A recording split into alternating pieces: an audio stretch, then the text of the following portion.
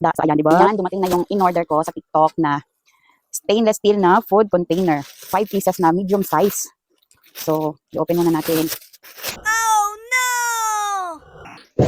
Nahulog. Hindi ba ito mabiak? Nahulog siya. So, parang ano lang. Parang, na-feel ko lang na parang ano lang siya. Hindi mabasag. Ay, of course, hindi naman talaga siya mababasag kasi stainless steel na, di ba? So, ito na. Kailangan lang natin siyang i-open.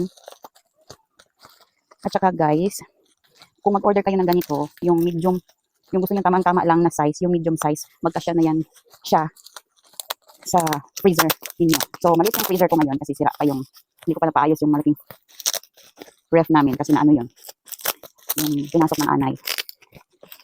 So, pagtyagaan muna natin yung luma kong ref. Diba? Ang hirap naman yung i-open. Talagang nakasealed siya. Magandang pagkabalot. Diba? Super. O, ang dami niyang bubble wrap. Salamat kay seller kasi napakaano niya. Wow. Diba? Nahulog siya ha. Nahulog talaga siya. Nabitawan ko. O diba? Nahirapan ako dito.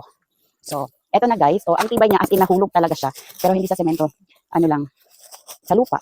Kasi hindi naman cemented itong pinakatayuan ko. So, ito siya. Oh. Diba? Ang ganda niya. Grabe. So, kasi isang kilong like isang kilong karne, isang kilong isa.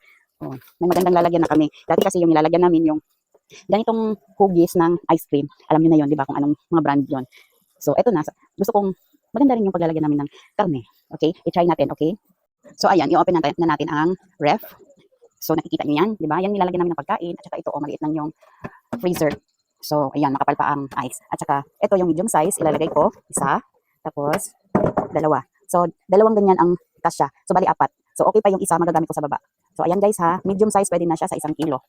Okay? So, kung gusto niyo mag-order ng ganito, nasa yellow basket lang, ilalagay ko yung link sa baba or sa basket. So, okay? Avail na kayo guys para hindi kayo maubusan.